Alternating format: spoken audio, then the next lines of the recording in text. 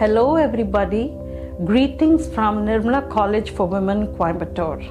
I am Dr. Lydia Swamy, Assistant Professor and Head BBA Department, Nirmala College. I will be doing a small presentation on motivation. In this video, you will learn about the meaning, importance, process, and theories of motivation.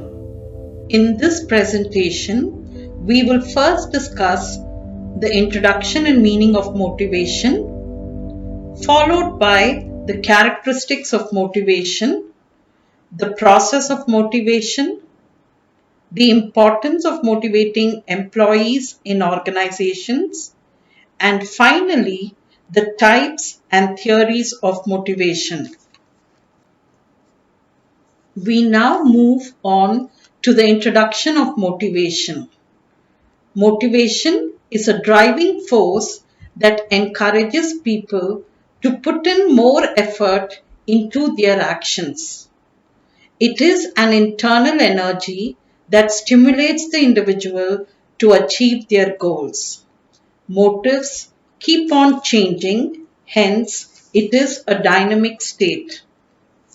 The term motive is derived from the Latin word movere, which means to move. Hence, motivation can be defined as the willful desire to direct one's behavior towards goals.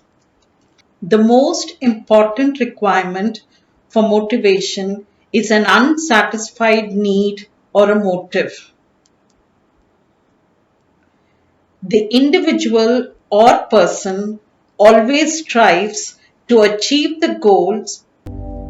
Motivation aims at fulfilling unsatisfied need.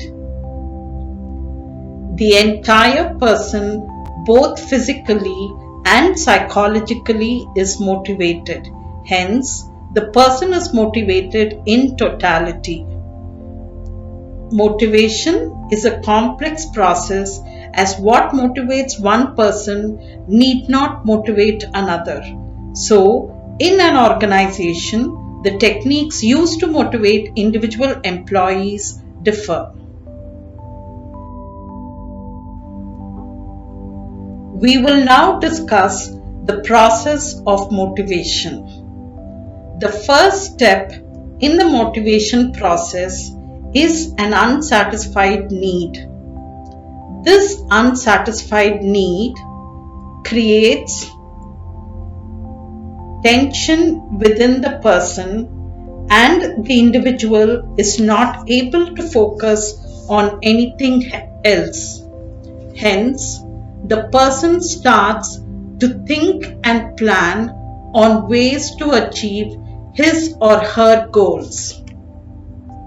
Then starts the action phase, where the individual starts performing. This leads to the achievement of goals and rewards, which in turn leads to the need being satisfied. An important point to note is that once a need is satisfied, another need becomes functional. Hence, the process goes on and on. Wants are satisfied, the employees are more committed and loyal to the organization. The employees are more reactive, voicing any drawbacks in the workplace, and are more acceptable to change. Facilitates direction. The supervisor need not be at the back of the employees, as motivated employees are self-driven. Motivation brings about cordial relationships between superiors and subordinates and among employees. Motivation leads to extra-organizational behaviors. The employees are willing to act beyond their prescribed roles, thus leading to highly efficient organizations.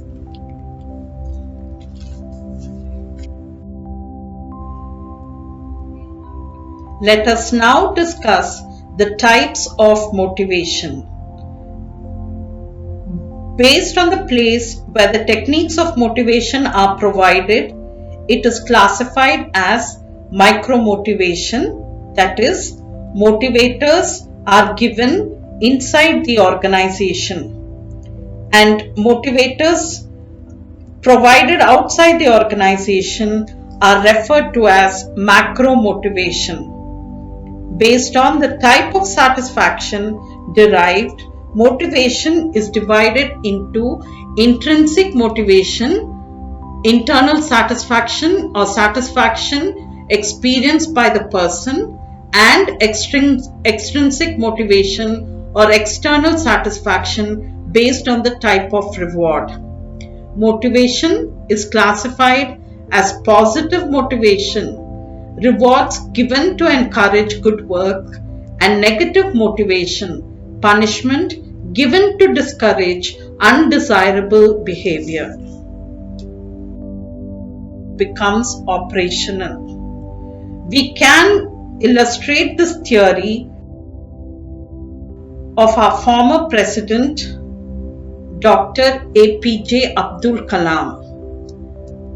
At the first level, he is the son of a fisherman, denoting the basic needs. When the basic needs are fulfilled, he moves to the next level, that is completed high school in Ramanathapuram. Then the third level, graduated at Trichy. The fourth level, worked for DRDO.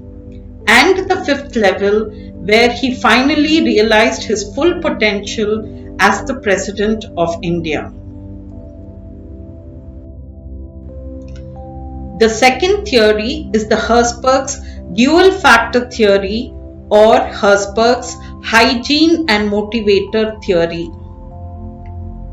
HERZBERG classified the job-related factors as job context or hygiene factors, which comprised of working condition, relationship with superiors, subordinates and co-workers, company policies, wages and salary, and status.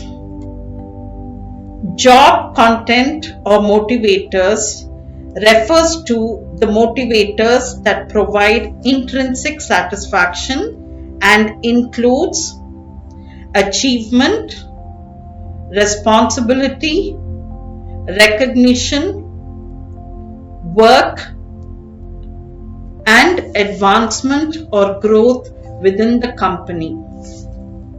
Frederick HERZBERG told that in order to satisfy, only motivators are needed. If an organization provides hygiene factors, employees will not be dissatisfied, but they will not be satisfied either.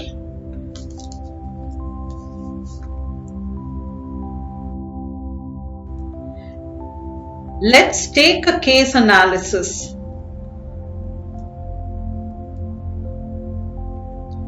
All public sector companies provide hygiene factors, so there is no dissatisfaction.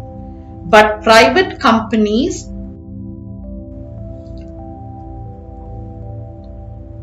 and MNCs concentrate on providing motivators so employees are satisfied. The next theory is the McGregor's theory X and theory Y. In this theory, assumptions are made about the behavior of employees. Theory X are negative assumptions such as people are lazy, they dislike work, they dislike responsibility and must be forced to work.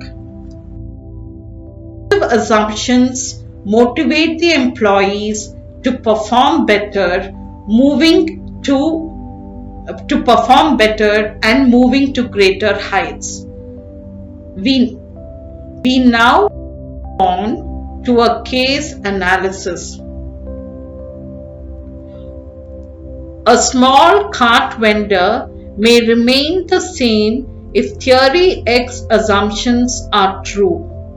On the other hand, Arun ice cream owner rose to the present level because he believed in the theory Y assumptions. The next theory is the Porter and Lawler's expectancy theory. It includes the following concepts: effort, value of reward, perceived effort reward probability, which refers to the probability of getting a reward when we put in effort, performance, and finally reward. This theory for performance, efforts are needed. The amount of effort put in is dependent on the value of the reward and whether the performance will actually lead to a reward. Efforts are also influenced by the person's ability and role perception. Efforts lead to performance, performance leads to rewards, and rewards lead to satisfaction. The level of satisfaction, however, is dependent on the level of intrinsic and extrinsic satisfaction and equitable rewards. That is, two people doing the same work must be rewarded similarly. Only this leads to satisfaction, and thus people are motivated. We will now move on to a case analysis. Let us take the example of Indra Nooyi, the former CEO of PepsiCo. She could rise to the top level only because of the level of hard work and efforts which culminated in greater satisfaction. Hence, it can be concluded that motivation is very essential for increasing employee productivity and retention of competent and stable workforce. I hope this video enabled you to understand the importance of motivating employees in an organization. Thank you.